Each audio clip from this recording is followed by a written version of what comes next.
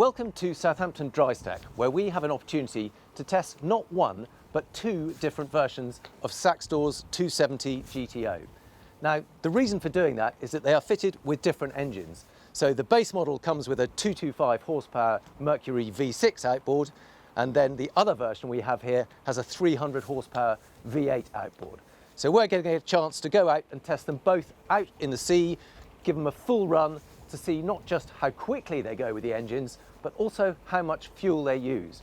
Because counterintuitively, sometimes when you're cruising at kind of 25, 30 knots, it's actually the bigger engine that uses less fuel. Now, the boats themselves, Saxdor are a Finnish company, but they build them in Poland at their own facilities, which means they're also strikingly good value for money. So the entry-level version for a fully delivered boat here in the UK comes out at about £98,600, including delivery and VAT. But realistically, once you've spec'd them up with a few options, they tend to come out around about £140,000 fully delivered with all the kit you want to have on them. So for what they are, they represent a good deal of value for money, but we're going to show you around both the boats, take them for a thorough sea trial and tell you everything there is to know.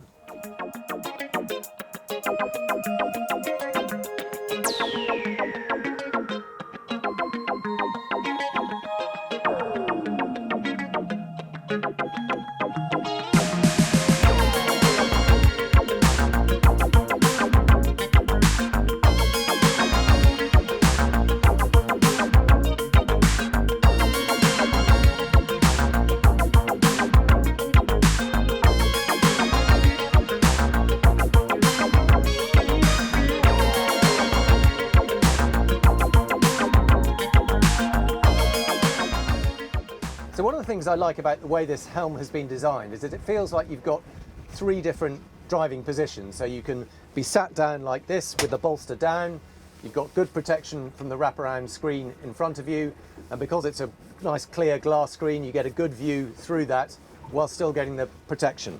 You've then got the bolster where you can put that up too, and effectively you're still sitting down, but it just gives you a bit more elevation. There is a really good footrest under here you can brace yourself against. You've got an adjustable helm angle too, so you can tweak that to suit. And then of course there is standing. And when you stand up, you get a view over the windscreen. It is a little bit compromised by how far and how low this hardtop comes down. But again, it just gives you another option, particularly if it's rough. It gives you a bit more control. You can obviously take some of the bumps on your legs, but it's really nice to have those three different options, all as comfortable as each other. Now, in terms of the way the Helm is laid out, we've got the standard Mercury throttle, really nice to use. It's got an electronic throttle, so you can go in and out of gear very smoothly. There is a little detent to stop you going in accidentally, which I always like to see, so you can't go forward or reverse. You can't slip straight in. You have to pull that up and then into gear. And then a very simple 12-inch Simbrad screen, again with all the information you need on it. So I've got it set up with a chart plotter mode, and all the key information like revs, fuel flow, speed, depth, all displayed on there. The other thing I like is that there are proper hard controls for all the key things that you are likely to want to use. They're not buried deep in some digital menu. They are all available here. So I've got spotlights in the roof up here. I've got deck lights. I've got that very smart logo light for the Saxdor logo. And of course, the bilge, all the bilge pumps, and the wiper, as well as the navigation lights and horns. So all the things that you need to use regularly and often are right there, easy for you to use. Now the hull itself is a vacuum infused twin step hull, so it has two deep steps in it. That helps it run at a flatter angle. It gives three different planing surfaces and means it's very efficient once it's up and running and gives you a nice flat angle of attack. So it actually feels pretty stable, even at rest. Even though it's quite a deep 20-degree V, it doesn't rock about too much. The joy of this V8 engine is that it's a real Jekyll and Hyde character. So when it's at idle, you barely know that it's running. It almost sounds like just a little quiet electric motor. But then when you give it the beans, it turns into a completely different beast, which with the aid of this lightweight twin-step hull, I will demonstrate. Let's go.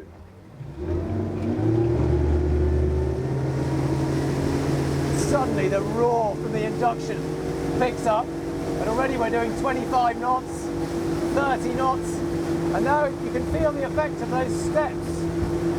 We're up to 40 knots now. Trim the engine up a little bit.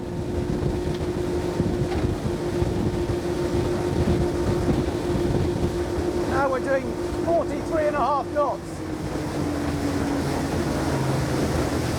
So you can see what I mean. It really picks up well. And that hull, you can feel the steps almost releasing.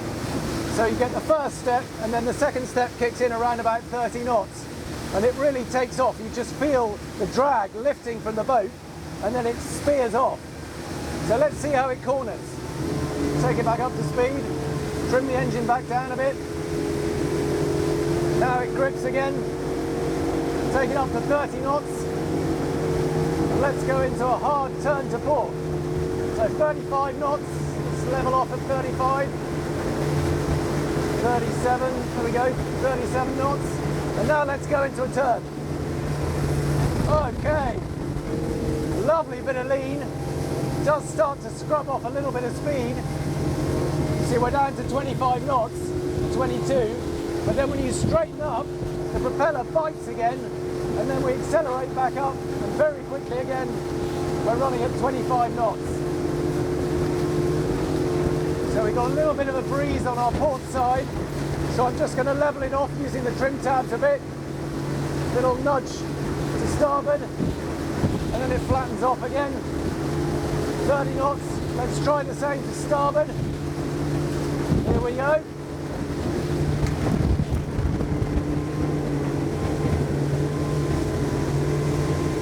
So it will turn very tightly, but it does scrub off quite a lot of speed in turning. And it's only when you level up that it starts to accelerate again.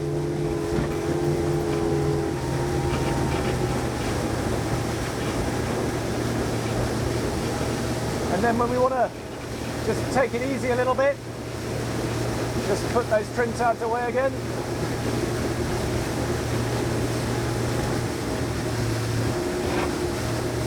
So at 25 knots, we're using around about 40 litres an hour and 4,000 RPM. So pretty efficient, but it'll be interesting to see how the V6 does. So let's take it up to 30 knots and see what we're doing. 25.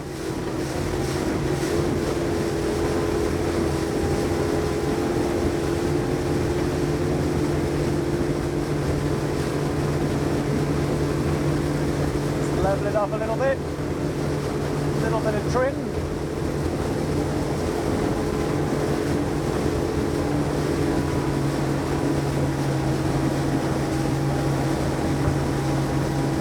And what's rather unusual about the way these steps work is that now we're doing 30 knots and not using a great deal more fuel. We're doing about 5,000 RPM.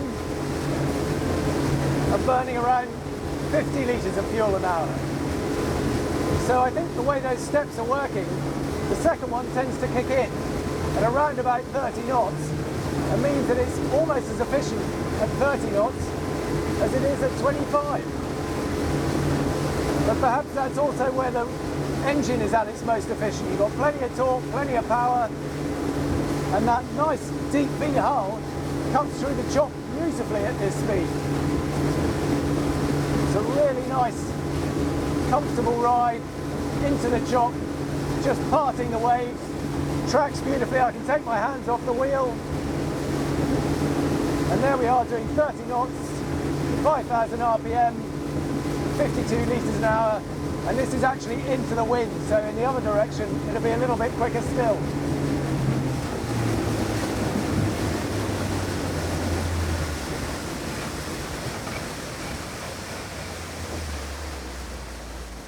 So we've had a good run in the V8. We can see that fabulous Jekyll and Hyde character where you've got a top end of around about 41, 42 knots once you account for the wind and tide. We've got a good running efficiency at around about 30 knots, seems to be one of the most efficient running speeds.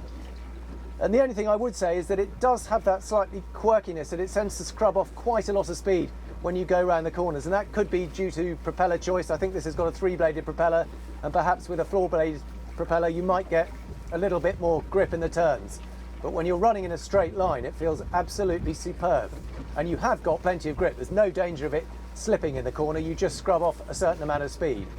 But what a very enjoyable drive it is. It feels solid, it feels comfortable, it feels efficient, and it feels fast. We've now moved over to the 225 horsepower V6 boat, and we're going to do exactly the same with this. Have a bit of a drive, see how it behaves, and then have a look at the figures and really analyse what the difference is in terms of performance and fuel efficiency. So just as quiet at low revs, probably a little bit quieter. Let's see if it's as smooth and has that really explosive acceleration. So trim it right back down, get everything off, let's give it everything. That's impressive. There's still a good kick as you accelerate. Still that induction roar. That goes remarkably well. We're up to 30 knots already. Trimming it up a little bit. Now we're going into the wind and tide. So it's struggling a little bit.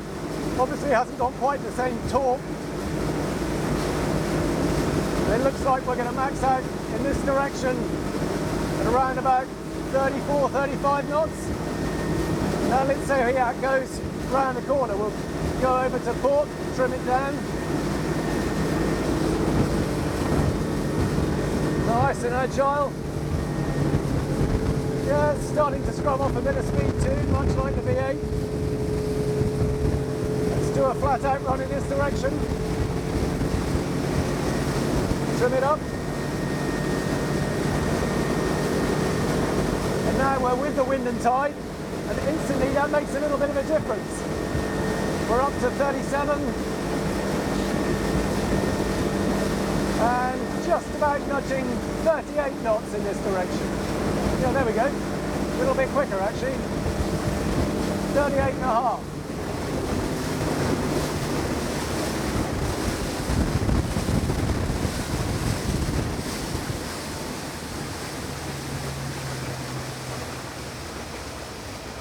So that's interesting. There's not a massive amount between them. You can definitely feel the extra torque of the V8, and that makes a bigger difference when you're running into the wind and into the tide. But when you're running with it, or on a nice flat surface on a lake for example, there's not a huge deal of difference. It looks like there's about 3 to 4 knots difference top speed. So I think we were getting around about 42 knots in the V8, whereas this one, average in both directions, looks to be about 37 knots thereabouts, so maybe about 5 knots difference. But the really interesting thing is actually on fuel efficiency, and if I just slow down a bit and have a quick look at the book, because I've done a full set on both engines, and again it seems to be very much how hard you're trying. So at 25 knots the V8 was burning around about 45 litres an hour once we took an average of both wind and both direction, whereas the V6 at 25 knots was burning, well, in one direction it was burning 35 litres per hour, and in the other direction 45 litres per hour, and that just goes to show how much harder it has to try when it's fighting into the waves. But we'll give it an average of 40 litres per hour compared to 45 litres an hour, so you're saving around 5 litres an hour at 25 knots, and at 30 knots the V8 was running really efficiently, barely using any more fuel. It was using around 50 litres an hour at 30 knots, whereas the V6, in one direction it was using 40 litres an hour, and in the other direction it was using 60 litres an hour. So again, just the difference of wind and tide. You have to try so much harder and use more revs to get the same performance, but averages out at 50 litres an hour. So actually at 30 knots, the V8 and the V6 use exactly the same amount of fuel. So there you go. Really interesting lesson learnt there. It's not necessarily all about the speed. It looks like running at 30 knots you use much the same fuel, so you can have the extra performance when you want it without burning substantially more fuel, unless you slow down a bit and then you start to gain a bit more fuel efficiency from the V6. But it doesn't feel like it's an inferior boat. It's a little bit slower, but not painfully slow. So really, it's up to you how much you want to spend and how much performance versus fuel economy matters to you.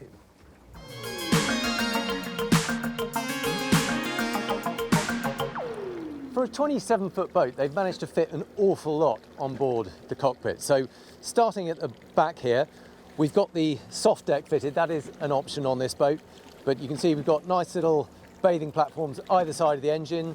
There is a bathing ladder tucked under this side. And then under here, this is really just a technical hatch, but you can see this is where the ski pole goes. So again, that's an option, but perfect for water sports. You've got a really solid ski pole that fits in there and then stores under the seats. Now, one of the features I really love about this boat is this glass transom. Again, that is an option to have the glass gates and the transom, but it's a really stylish look. It's not only safe, it means you get a lovely view out the back, and with this teak top, it adds a touch of class too. Lots of good storage either side. We've got a really deep locker either side, perfect for fitting fenders. You can see you can get 2 or 3 fenders in there and lines, exactly the same on the other side too. We've also got a little shower down on this side. And then one of the big wins on this boat is being able to get a wet bar, and it is a proper, fully equipped wet bar. Now, it is a relatively expensive option. It's around about 5,000 euros for the wet bar itself, but then you've got further options like the fridge fitted to this one. And in fact, under here you can see we've also got the induction hob. Now, because it's an induction hob, you also then have to have shore power, and you also have the water pack. So all up, it does come to around about 10,000 euros, but you get a lot of extra options along with that because you have to have the shore power and you have to have the water. But the wet bar itself is about 5,000. Now you've got a nice sink in there too, little removable chopping board, couple of drawers where you can fit your cutlery and plates and so on. Cup holders either side. It also means you've got extra grab handle as you move around the boat. So you can see we've got a nice couple of grab handles here. There is a technical hatch under here. I won't lift it all out because there's not a great deal to show, but there's a bit more storage and you can get access to the bilges under there. And then really good seating area here. Again, very nice sociable arrangement. This is in fact the standard fit. I think it's called the Sahara Sand, this particular finish. You can get various upgrades. There's a burnt orange, there's a cognac shoot. There are various different options. I think there's also one called a coffee cream, but essentially this is the standard. It's actually a really nice material too. You can see there's a nice sort of fabric texture to it, but I'm told it's also really effective in terms of being wipe clean. It looks like it's fabric. It is in fact a kind of vinyl effect, and it will wipe clean. Now the nice thing about this arrangement, you've got 3 individual seats here, very nice comfortable seats, and then you've got these 2 Helm seats which also swivel round. So if I can just find the lever, you can see these swivel round quite easily. They've got a couple of bolsters, obviously they're in the up position. They've also got sliders underneath them so you can move them backwards and forwards. There we go. And then the table itself has pull-out supports. Again, the teak table is an option, but what a lovely arrangement that is, to have 5 seats all around a teak table. You can all sit, have lunch, chat to each other. Very nice solution. The only possible downside, I would say, of that is that you've only really got 5, you've only got 5 forward-facing seats underway. But I'm told there is now an option for having a second sofa here, having sort of 2 sofas rather than individual seats, which means you obviously have room for 6 people minimum, and then that converts into a sunbed too. So lots of different options, but I really like the fact that it's a nice sociable layout, works really well. Spin that back round, and then you've got 2 nice secure forward-facing seats. Now the hardtop is also standard, another big win for a 27-foot boat. Normally this is a really expensive option. You can upgrade this. There is a fiberglass moulding which will have glass panels in there if you want to upgrade it, but actually it works very well. These have got soft fabric panels, but it does provide a bit of extra protection. I think one of the advantages of having the fiberglass one is that you can then get covers or curtains that wrap around it, so you can make a kind of more sheltered, almost like a sort of fabric style wheelhouse in here if you want. personally, I quite like it like this. And of course, there is now an option for a GT, which is a complete open boat, which I can see the appeal of too. The one thing I have noticed about this is it does come quite far forward and quite low down, so that you get a relatively small window between the screen and the hardtop. Although, of course, when you're seated, you get a plenty good enough view with no intrusion from up above. Now, nice, simple helm station, very clearly laid out. It's a 12-inch Simrad plotter. All the information you need on that. That is integrated with the engine, so you can get your fuel, your revs, your speed, all on the plotter there. A couple more options here. We've got the bow thruster, always handy to have on a single engine 27-foot boat. You can just thrust it either side, gives you a bit more control. We've got the trim tabs fitted to this one. Again, very nice simple setup. Rather than having individual tabs, you've just got the one joystick, and if it's leaning to the right or the left, you can straighten it up, bow down. Works very nice and simply. We've also got the windlass, remote control windlass for the anchor on here, and I'll show you that in a little bit more detail, because it has to be a relatively complex mechanism that helps the anchor swing out and over the bow to clear that upright bow. Now we've got steps up either side. On this side, on the starboard side, it's a raised side deck, so you can see there's quite tall steps up. That's to provide more headroom down below. And then on this side, we've got a lower level deck. You can see I can just walk through here. Now, one of the other rather nice features about the way they've designed this boat is these glass panels here. It's a small thing, but it just means that when you're sitting in the seat, you get a lovely view through the side panels. So you've got the safety of relatively raised bulwarks, but you've also got the vision through the glass panels. So it's a kind of win-win on both sides. And then walk up to the bow area. Like the fact that they've got recessed bow rails in here, just gives you something to hang on to, also somewhere to tie the fenders to. And then lovely little sunbathing area here. It's not quite full length, but what a lovely spot to sit down, chill out in the sun, grab a drink, whatever. It's a good arrangement. You've got enough space for a couple of people up here, and then bow locker all the way up here. And this is where the anchor is obviously stowed. So big locker in here. Now, if you go for the anchor option, it is again quite expensive because of that complex mechanism. It's around about €6,000, but that does include a very smart ultramarine anchor and that sort of catapult style that automatically extends the anchor out and drops down there. A couple of other small details to show you in the cockpit. Under these seats, we've got the box storage option. So you can just have these seats on pedestals, but on this version, you get a big box underneath with plenty of storage under there. Another really useful feature. Now, if you don't want the wet bar, you also have the option of having fridge drawers in this piece here. So if you don't want to go for the full expense of the wet bar, you can have a smaller drawer fridge either side.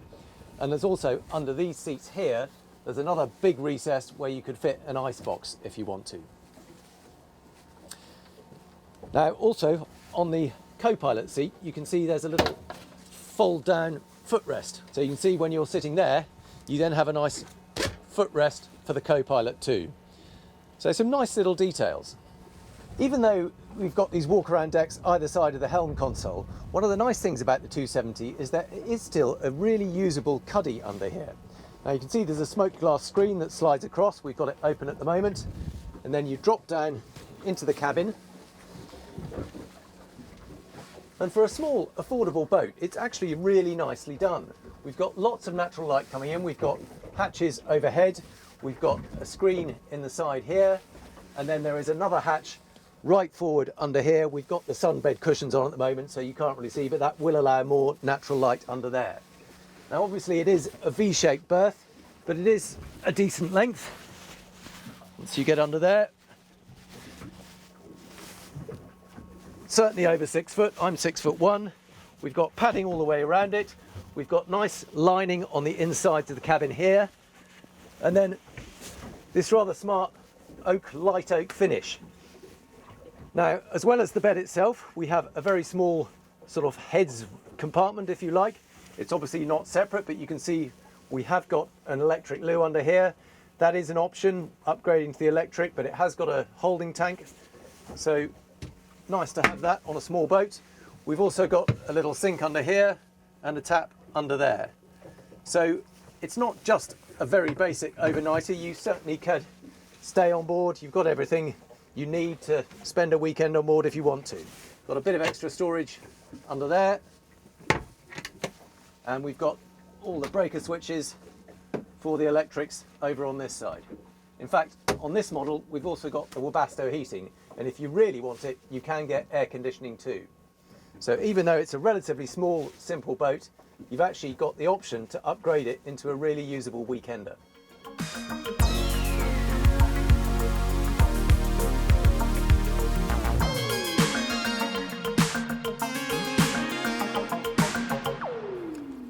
That has been a really fascinating experience. We've not only got to test a really competent boat, and I have to say for a 27-footer, it pretty much hits the nail on the head. It's close to the perfect boat in terms of what you get for it. There's a very nice layout. You've got the hard top, you've got a usable galley, you've got an overnighting accommodation, you've got a sunbed up the front, and you've got a really competent hull. That twin step 20-degree hull works very effectively. It cuts through the waves very sweetly. It feels at its best around about 30 knots. You actually need to be running a bit faster to really get the best from it, and that's when it feels at its most comfortable, and that's when it's also at its most efficient. I think the only thing little negative for me is the fact that in this layout you can only sit 5 people behind the helm. Ideally I'd like to be able to fit 6 or 7, so maybe that's where the new sofa option of twin sofas comes into it. And then there's also the fascinating comparison between those two engines. Now clearly the 300 horsepower is a bit quicker, it's at 4 to 5 knots quicker flat out, but in terms of fuel efficiency it's slightly more nuanced. At 25 knots it turns out that the 225 is a bit more efficient, but at 30 knots it's actually the V8, the 300 horsepower V8 that is a little bit more efficient. And that's purely down to the fact that the engine doesn't have to work so hard. It's got that much more torque, so it's not revving so fast, it's not burning so much fuel, and you're still getting the same performance. So in some respects, you can have your cake and eat it by going for the bigger engine. Obviously, it's a bit more expensive. It adds about £7,000 to the overall cost. But as a package, I think the boat itself is somewhere, well, anywhere between about £100,000 for the basic V6 up to about £140,000 for a fully spec'd 300 horsepower V8.